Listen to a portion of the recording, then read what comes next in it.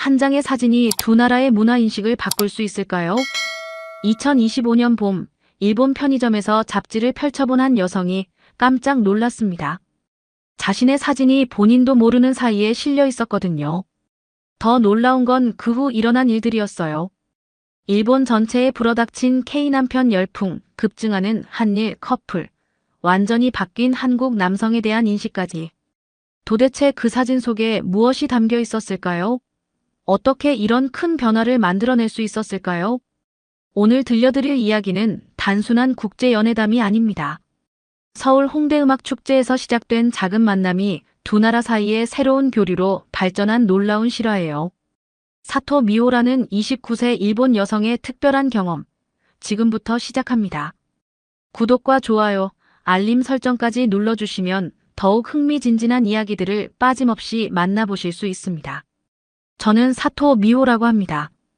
29세이고 오사카에서 프리랜서 번역가로 일하고 있어요. 제가 지금부터 들려드릴 이야기는 정말 믿기 어려운 일이었습니다. 2025년 봄, 평범한 화요일 아침이었어요. 집 근처 편의점에서 커피를 사면서 습관적으로 잡지 코너를 둘러보던 중 한 잡지 표지에 시선이 멈췄습니다. 한국 남자는 이렇게 다정하다라는 제목 아래 행복해 보이는 커플 사진이 실려 있었거든요. 그런데 그 사진 속 여성이 바로 저였습니다. 처음엔 눈을 의심했어요. 분명 비슷하게 생긴 다른 사람이겠지 하고 생각했는데 자세히 보니 제가 지난달 서울에서 찍었던 사진이 맞더라고요. 그것도 제가 허락한 적도 없는 사진이었습니다. 급하게 그 잡지를 사서 카페로 달려갔어요. 기사를 읽어보니 더욱 당황스러웠습니다. 제 이야기가 마치 성공적인 국제연애의 사례처럼 포장되어 있었거든요. 하지만 실제로는 그렇게 단순한 이야기가 아니었어요. 모든 건 한 달 전, 서울 홍대의 음악축제에서 시작됐습니다. 친구 나나를 만나러 갔던 그 여행이 제 인생을 완전히 바꿔놓을 줄은 꿈에도 몰랐어요. 그때까지만 해도 저는 평범한 일본인이었고 한국에 대해서는 드라마나 케이팝 정도만 알고 있던 수준이었거든요. 그런데 그 축제에서 만난 한 사람 때문에 제가 생각하던 모든 게 뒤바뀌게 됐습니다. 그는 자원봉사 스태프로 무대 설치를 돕고 있었는데 처음 본 순간부터 뭔가 달랐어요. 일본 남성들과는 확실히 다른 분위기였습니다. 지금 제 손에 들린 이 잡지가 그 모든 이야기의 시작점이자 결과물이에요. 사람들은 이 사진 한 장으로 모든 걸 알 수 있다고 생각하겠지만 사실 그 뒤에는 정말 복잡하고 놀라운 일들이 숨어 있었답니다. 카페에 앉아 그 기사를 다시 읽으면서 저는 처음부터 차근차근 이 이야기를 정리해봐야겠다고 생각했어요. 어떻게 한 장의 사진이 일본 전체에 이런 파장을 일으킬 수 있었는지, 그리고 그 중심에 있던 제가 어떤 경험을 했는지 말이에요. 그날을 떠올리면 지금도 가슴이 두근거려요. 서울 홍대 근처의 작은 공원에서 열린 봄 음악 축제였는데 벚꽃이 막 피기 시작한 4월 둘째 주였습니다. 친구 나나가 한국에서 어학연수를 하고 있어서 그녀를 만나러 3박 4일로 서울에 온 거였어요. 나나는 축제 현장에서 통역 자원봉사를 하고 있었는데 제가 도착했을 때는 이미 오후 2시가 넘어 있었거든요. 공원에 들어서자마자 눈에 띈 건 무대 설치 작업이었습니다. 여러 사람들이 분주하게 움직이고 있었는데 그 중에서도 유독 열심히 일하는 한 남성이 보였어요. 키는 그리 크지 않았지만 움직임이 정확하고 다른 스태프들을 잘 챙기는 모습이 인상적이었습니다. 나나를 찾으러 스태프 텐트 쪽으로 가던 중 그 남성과 마주치게 됐어요. 제가 두리번거리고 있으니까 먼저 말을 걸어왔습니다. 뭘 찾고 계세요? 하고 한국어로 물어보더라고요. 저는 어설픈 한국어로 친구를 찾고 있다고 대답했는데 제 발음이 일본식이라는 걸 바로 알아차리더군요. 그러면서 일본어로 다시 물어봤어요. 도움이 필요하시면 말씀해 주세요 라고요. 그때 느낀 건데 일본에서는 낯선 사람에게 먼저 다가가서 도움을 주겠다고 하는 경우가 별로 없거든요. 특히 바쁜 상황에서는 더욱 그렇고요. 그런데 이 사람은 명백히 일손이 부족해 보이는 상황에서도 저를 도와주려고 했어요. 나나를 찾아준 뒤에도 계속 관심을 보여줬습니다.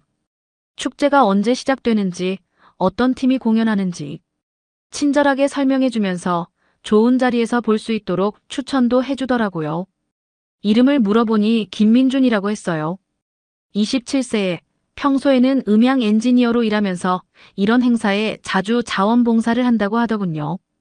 오후 5시부터 공연이 시작됐는데 민준 씨가 추천해준 자리는 정말 최고였어요. 무대도 잘 보이고 스피커와의 거리도 적당해서 음향이 깔끔하게 들렸거든요. 중간중간 민준 씨가 스태프 일을 하러 오갔는데 지나갈 때마다 저희 쪽을 살펴보면서 괜찮은지 확인해 주었어요.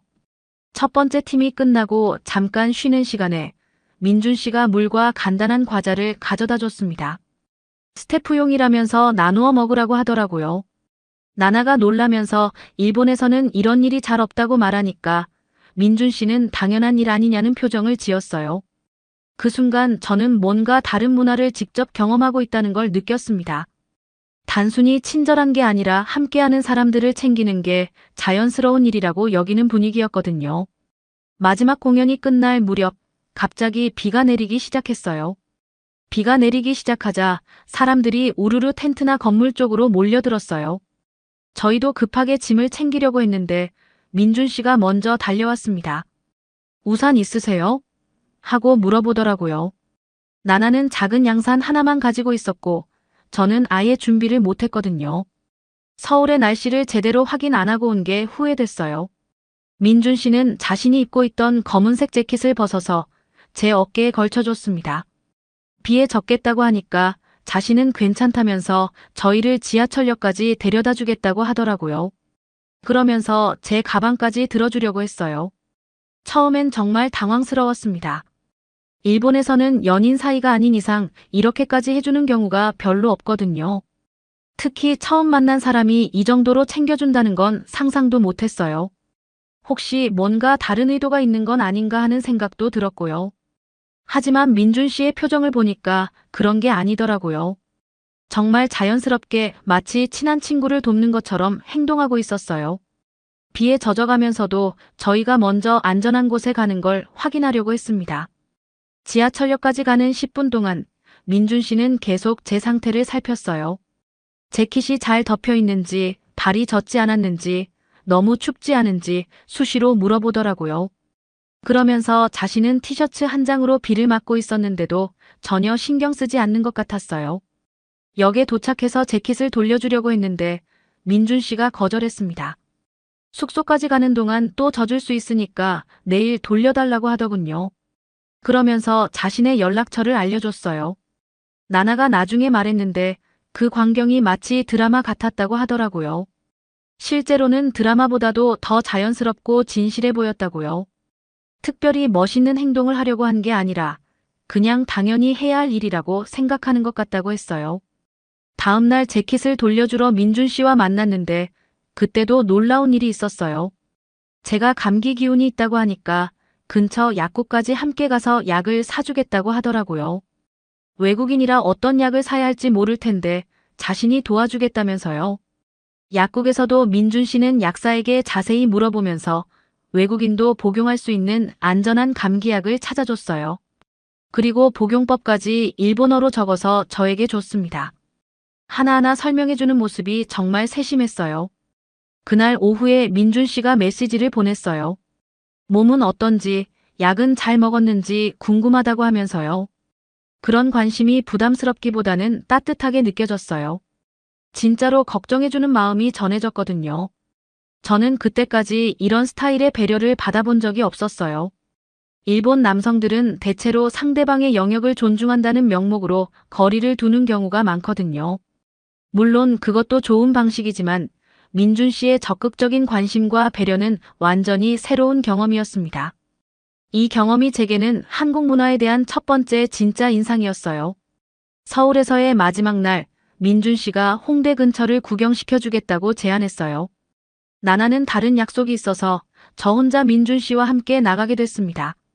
처음에는 단순한 관광 안내 정도로 생각했는데 실제로는 완전히 달랐어요. 민준 씨는 제가 가고 싶어 하는 곳을 먼저 물어보고 제 취향에 맞는 장소들을 골라서 코스를 짰더라고요. 그것도 미리 인터넷으로 찾아보고 준비해 온 게 느껴졌어요. 첫 번째로 간 곳은 작은 레코드 가게였습니다. 민준 씨가 제가 음악을 좋아한다는 걸 기억하고 있었던 거예요. 가게 주인과 친분이 있는지 일반 손님들은 못 보는 희귀한 바이닐들도 보여줬어요. 일본 아티스트들의 음반도 많이 있어서 정말 신기했습니다. 점심시간이 되자 민준 씨가 물어봤어요. 뭘 드시고 싶으세요? 저는 아무거나 괜찮다고 했는데 민준 씨는 그런 대답을 받아들이지 않더라고요. 구체적으로 한식이 좋은지, 양식이 좋은지, 매운 걸 못 먹는지 하나하나 확인했어요. 결국 작은 한식당에 가게 됐는데 민준 씨가 메뉴를 자세히 설명해 줬습니다. 어떤 재료가 들어가는지, 어느 정도로 매운지, 일본 사람 입맛에는 어떨지까지 생각해서 추천해 주더라고요. 주문할 때도 제가 매운 걸 잘 못 먹는다고 미리 말해줬어요. 식사하는 동안 가장 놀란 건 민준 씨가 계속 제 그릇 상태를 확인한다는 거였어요. 물이 떨어지면 바로 따라주고 반찬이 부족하면 더 달라고 하고 제가 먹기 어려워하는 음식이 있으면 어떻게 먹는지 알려주기도 했습니다. 일본에서는 각자 자기 몫을 챙기는 게 일반적인데 민준 씨는 상대방을 세심하게 살피면서 함께 식사한다는 개념이 강했어요. 처음에는 좀 어색했지만 나중에는 따뜻한 마음이 느껴져서 기분이 좋아졌습니다. 오후에는 카페를 여러 곳 다녔는데 민준 씨의 선택 기준이 재미있었어요.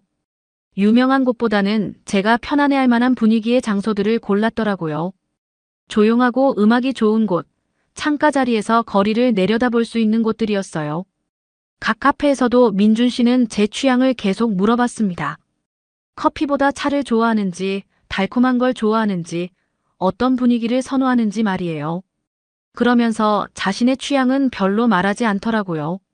저녁 무렵 한강 근처로 산책을 나갔는데 그때 민준 씨에게 물어봤어요. 본인은 뭘 좋아하는지, 평소에는 어떤 곳에 가는지 궁금하다고요. 그제서야 민준 씨가 자신 이야기를 조금씩 해주기 시작했습니다. 평소에는 혼자 음악 들으며 산책하는 걸 좋아하고 새로운 카페나 레스토랑을 찾아다니는 게 취미라고 하더라고요. 그런데 오늘은 제가 즐거워하는 모습을 보는 게 더 재미있었다면서 웃었어요. 그 순간 깨달았어요. 민준 씨에게는 상대방이 행복해하는 걸 보는 게 자신의 즐거움이라는 개념이 있다는 걸요.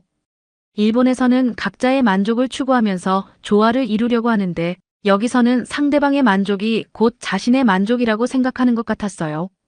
하루 종일 함께 다니면서 느낀 건 이런 스타일의 관계가 나쁘지 않다는 거였습니다.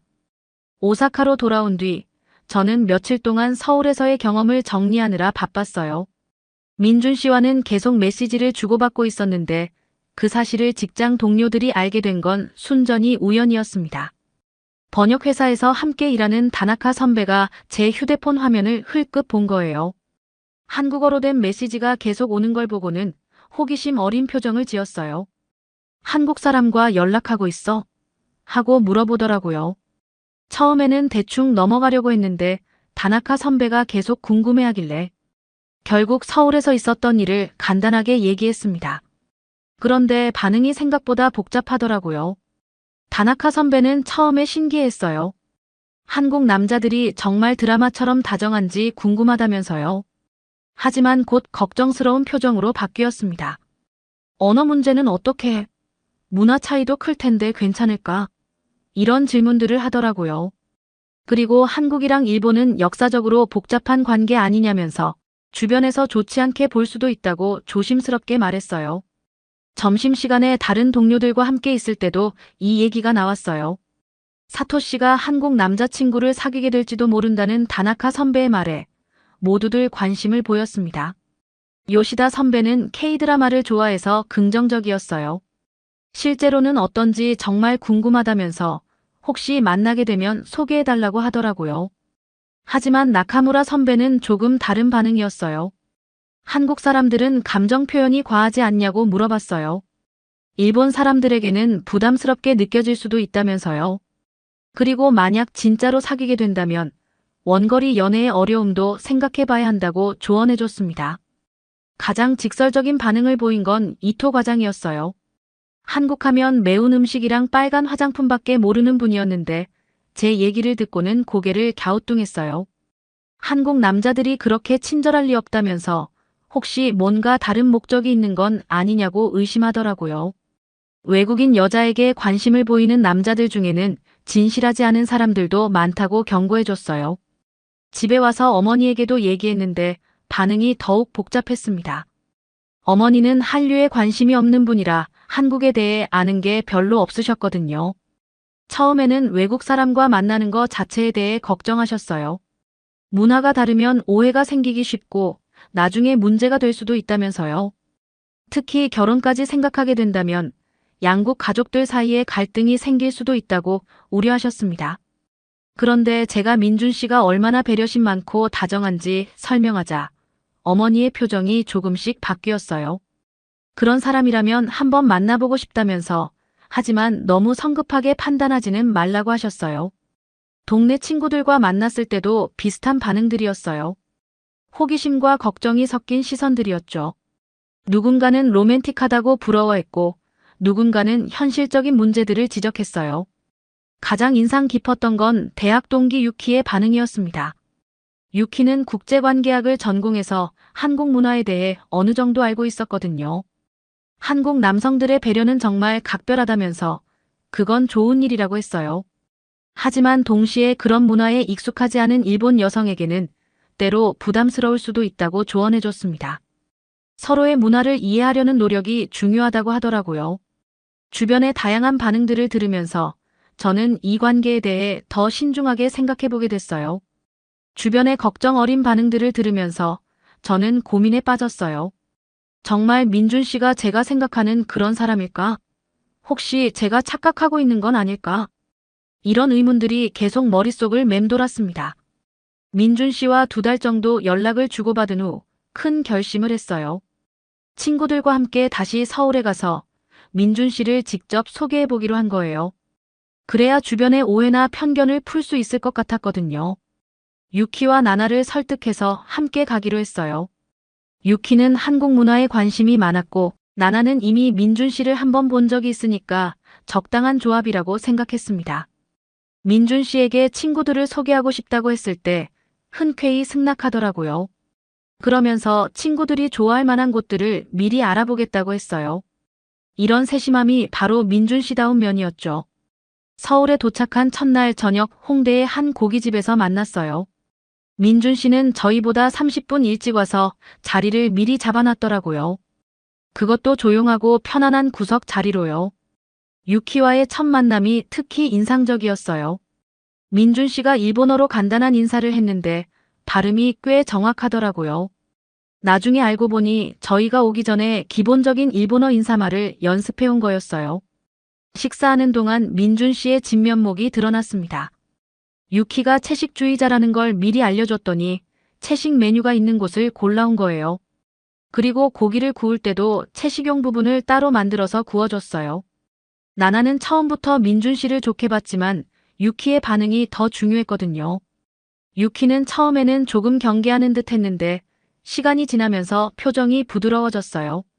특히 민준 씨가 한일 관계에 대해 이야기할 때의 태도가 인상적이었다고 나중에 말하더라고요. 과거의 아픈 역사는 인정하면서도 지금 세대끼리는 서로 이해하고 존중해야 한다는 생각을 갖고 있었거든요. 둘째 날에는 민준 씨가 자원봉사하는 문화센터에 갔어요. 거기서 외국인들을 위한 한국어 수업 보조를 하고 있다고 했는데 실제로 보니까 정말 성실하게 활동하고 있더라고요. 일본인 할머니 한 분이 한국어를 배우고 있었는데 민준 씨가 특별히 신경 써서 도와드리고 있었어요. 발음 교정을 해드리면서도 절대 무시하거나 답답해하지 않고 끝까지 인내심 있게 가르쳐 드리더라고요. 유키가 그 모습을 보고는 완전히 마음을 열었어요. 진짜 좋은 사람이라면서 이런 남자를 만난 게 부럽다고 하더라고요. 그러면서 자신도 한국어를 배워보고 싶다고 말했어요. 셋째 날 아침, 민준 씨가 갑자기 연락이 왔어요. 친구 중 한 명이 응급실에 실려가서 병원에 가야 한다면서 오늘 약속을 취소해야겠다고 하더라고요. 그런데 저희만 남겨둘 수 없다면서 다른 친구에게 부탁해서 서울 구경을 시켜주겠다고 했어요. 그 친구가 바로 이정우 씨였는데 민준 씨 못지않게 친절한 사람이었어요. 민준 씨가 미리 저희 취향과 가고 싶은 곳들을 다 알려줬나 봐요. 정말 완벽한 가이드 역할을 해줬거든요. 저녁에 민준 씨가 병원에서 돌아와서 저희와 만났는데 친구 상태가 어떤지부터 물어보더라고요. 하루 종일 신경 써준 정우 씨에게도 정말 고마워했어요. 이런 모습을 보면서 민준 씨가 사람 관계를 얼마나 소중하게 여기는지 알 수 있었어요. 오사카로 돌아가는 날 유키가 저에게 말했어요. 처음엔 한국 남자들에 대한 편견이 있었는데 민준 씨를 보니까 정말 따뜻하고 진실한 사람이라는 걸 알겠다고 하더라고요. 오사카로 돌아온 후 예상치 못한 일이 벌어졌어요. 유키가 자신의 인스타그램에 서울 여행 사진들을 올렸는데 그중에 민준 씨와 함께 찍은 사진들도 있었거든요. 처음에는 별 생각 없이 올린 거였어요. 그런데 며칠 지나지 않아서 그 게시물의 댓글이 폭발적으로 늘어났습니다. 한국 남자들의 다정한 모습에 대한 관심이 생각보다 엄청났던 거예요. 특히 민준 씨가 저희를 챙겨주는 모습이 담긴 사진들이 화제가 됐어요. 고기를 직접 구워주는 장면, 무거운 짐을 들어주는 장면, 사진 찍어주는 장면 등이 일본 여성들에게는 정말 신선하게 보였나 봐요. 댓글들을 읽어보니까 정말 다양한 반응이 있었어요. 부러워하는 사람들, 의심하는 사람들, 궁금해하는 사람들까지. 그런데 대부분은 긍정적인 반응이었어요. 정말 드라마 같다. 이런 남자가 실제로 있나? 나도 한국에 가보고 싶다. 이런 댓글들이 줄을 이뤘거든요. 그리고 한국 남자들과 사귀어 본 경험이 있는 사람들도 비슷한 후기를 남기더라고요. 문제는 이 게시물이 다른 SNS로까지 퍼져나간 거였어요. 누군가가 유키의 동의 없이 트위터로 퍼날랐고 거기서 또 다른 커뮤니티들로 확산됐습니다. 특히 K-팝 팬 커뮤니티와 한국 드라마 팬그룹에서 폭발적인 관심을 보였어요. 실제 한국 남자들의 모습이 드라마와 어떻게 다른지, 실제로는 어떤지에 대한 궁금증이 컸나 보더라고요. 그 과정에서 제 이야기도 자연스럽게 알려지기 시작했어요. 음악 축제에서 만난 일본 여성과 한국 남성의 이야기라면서 점점 구체적인 내용들이 퍼져나갔습니다. 처음에는 걱정이 됐어요. 민준 씨에게 피해가 갈 수도 있고 저희 관계가 왜곡되어서 전해질 수도 있었거든요. 급하게 민준 씨에게 연락해서 상황을 설명했어요. 그런데 민준 씨의 반응이 의외였어요. 괜찮다면서 오히려 한일 양국 사람들이 서로에 대해 더 잘 알게 되는 계기가 될 수 있다면 좋은 일 아니냐고 하더라고요. 일주일 정도 지났을 때 정말 놀라운 일이 일어났어요. 일본의 한 인기 여성 잡지에서 연락이 온 거예요. 한국 남성들의 연애 스타일에 대한 기사를 쓰고 싶다면서 저희 이야기를 취재하고 싶다고 하더라고요. 처음에는 거절하려고 했어요. 사생활이 공개되는 게 부담스러웠거든요. 하지만 편집자가 말하기를 일본 여성들 사이에서 한국 남성에 대한 관심이 정말 높아지고 있는데 정확한 정보를 전달하고 싶다고 하더라고요. 민준 씨와 상의한 결과 조건부로 수락하기로 했어요. 개인정보는 최대한 보호하고 문화 교류의 긍정적인 측면을 강조해서 써달라고 요청했습니다. 인터뷰 당일 기자와 사진작가가 서울까지 왔어요. 민준 씨도 함께 인터뷰에 응해줬는데 정말 성의껏 대답해줬어요. 한국 남성들의 배려 문화가 어디서 나오는지, 일본과는 어떤 차이가 있는지 차근차근 설명해줬거든요. 사진 촬영도 자연스럽게 진행됐어요. 카페에서 대화하는 모습, 같이 거리를 걸으면서 이야기하는 모습들을 찍었는데 전혀 어색하지 않게 나왔어요. 기사가 나온 후 반응이 폭발적이었어요. 잡지가 며칠 만에 품절됐고 온라인에서도 화제가 됐습니다. 특히 젊은 여성들 사이에서 한국 남성에 대한 호감도가 급격히 올라갔어요. SNS에서는 K남편이라는 해시태그까지 생겼어요.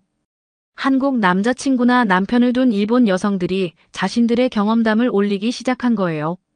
대부분 비슷한 내용들이었어요.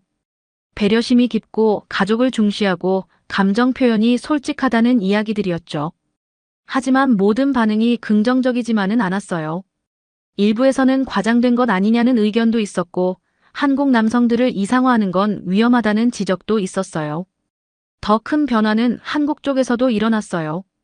한국 매체들이 이 이야기를 다루기 시작했고 한국 남성들의 매너나 배려, 문화에 대한 자부심이 높아졌다고 하더라고요. 민준 씨는 이런 상황을 신기해했어요. 자신에게는 당연한 일들이 다른 문화권에서는 특별하게 여겨진다는 걸 새롭게 알았다고 하더라고요. 이 모든 소동 속에서도 저희 관계는 변하지 않았어요. 오히려 더 깊어졌다고 할 수 있을 것 같아요. 서로의 문화를 이해하려는 노력이 더 깊어졌거든요. 잡지 기사가 나온 지 6개월이 지난 지금, 저는 오사카와 서울을 오가며 새로운 삶을 살고 있어요. 민준 씨와의 관계도 더욱 깊어졌고, 무엇보다 두 나라 사이의 문화, 교류에 작은 기여를 하고 있다는 느낌이 들어서 뿌듯합니다. 가장 큰 변화는 제 주변에서 일어났어요. 직장 동료들 중 3명이 한국어 수업을 시작했고, 유키는 아예 한국 대학원에 교환학생으로 갈 준비를 하고 있어요. 처음에 걱정하던 다나카 선배도 이제는 한국 드라마를 보기 시작했다고 하더라고요. 더 놀라운 건 일본 전체에서 벌어지고 있는 변화예요. K-남편 열풍이 단순한 유행을 넘어서서 실제로 한일 커플들이 늘어나고 있다는 통계까지 나왔거든요. 결혼정보 회사들도 한국 남성 회원들에 대한 문의가 급증했다고 해요. 하지만 이런 현상을 보면서 걱정되는 부분도 있어요. 일부에서는 한국 남성들을 지나치게 이상화하는 경향이 보이거든요. 모든 한국 남자가 민준 씨 같지는 않을 텐데 너무 높은 기대를 갖는 건 위험할 수 있어요. 그래서 민준 씨와 함께 작은 프로젝트를 시작했어요. 온라인으로 한일 문화 교류 모임을 만든 거예요. 단순히 연애나 결혼만이 아니라 서로의 문화를 제대로 이해하고 존중하는 방법을 나누는 공간으로 만들었습니다. 이 모임에는 정말 다양한 사람들이 참여하고 있어요. 한국에 관심 있는 일본인들, 일본에서 생활하는 한국인들, 실제로 국제연애를 하고 있는 커플들까지. 매주 화요일 저녁 8시에 온라인으로 모여서 문화 차이에 대해 이야기를 나눠요. 지난주에는 정말 인상 깊은 이야기를 들었어요. 도쿄에서 한국인 남편과 살고 있는 일본 여성의 경험담이었는데 처음에는 남편의 적극적인 관심이 부담스러웠다고 하더라고요. 하지만 시간이 지나면서 그런 관심이 진짜 사랑의 표현이라는 걸 깨달았다고 해요. 반대로 일본에서 생활하는 한국 남성의 이야기도 들었어요. 처음에는 일본 여성들이 너무 독립적이라고 느꼈는데 나중에는 그런 독립성이 오히려 매력적이라고 생각하게 됐다고 하더라고요. 이런 이야기들을 들으면서 깨달은 건 문화 차이라는 게 장벽이 아니라 서로를 더 풍부하게 만들어주는 요소가 될 수 있다는 거예요. 중요한 건 차이를 인정하고 존중하려는 마음가짐이라고 생각해요. 민준 씨도 이런 활동을 통해 많이 배웠다고 해요. 일본 문화의 섬세함과 배려심을 더 깊이 이해하게 됐다면서 저에게도 더 맞는 방식으로 관심을 표현하려고 노력하고 있어요. 요즘 저는 새로운 꿈이 생겼어요.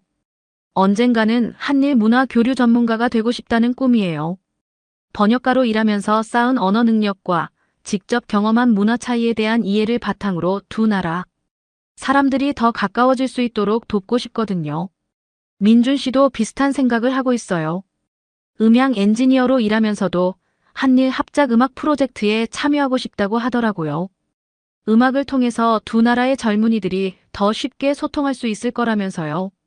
지금 제 손에 들린 이 잡지를 보면서 생각해요. 한 장의 사진에서 시작된 이 모든 일들이 정말 신기하다고요. 그리고 앞으로 더 많은 사람들이 저희처럼 서로 다른 문화를 만나서 더 풍부한 삶을 살았으면 좋겠다는 바람도 들어요. 사토 미호의 이야기는 여기서 끝나지 않습니다. 오히려 새로운 시작점이라고 할 수 있어요. 두 나라 사이에 작은 다리 역할을 하면서 더 많은 사람들에게 진정한 문화 교류의 의미를 전하고 싶거든요. 사토 미호의 놀라운 이야기가 마무리됩니다. 서울 홍대음악축제에서 시작된 우연한 만남이 두 나라 사이의 새로운 문화, 교류로 발전한 특별한 여정이었어요. 이 이야기는 중요한 교훈을 줍니다. 문화의 차이는 장벽이 아니라 서로를 풍부하게 만드는 자산이 될 수 있다는 것, 그리고 작은 개인의 경험이 사회 전체의 인식 변화로 이어질 수 있다는 사실입니다. 지금도 미호는 오사카와 서울을 오가며 민준 씨와 함께 더 많은 문화 교류를 만들어가고 있어요. K-남편 열풍은 단순한 유행이 아니라 진정한 이해와 존중을 바탕으로 한 만남들의 결과였습니다. 혹시 여러분도 다른 문화권 사람들과 만날 기회가 있다면 미호의 이야기를 떠올려 보세요. 작은 관심과 배려가 어떤 놀라운 변화를 만들어낼 수 있는지 말이에요. 사람과 사람 사이의 진정한 만남에는 국경이 없습니다.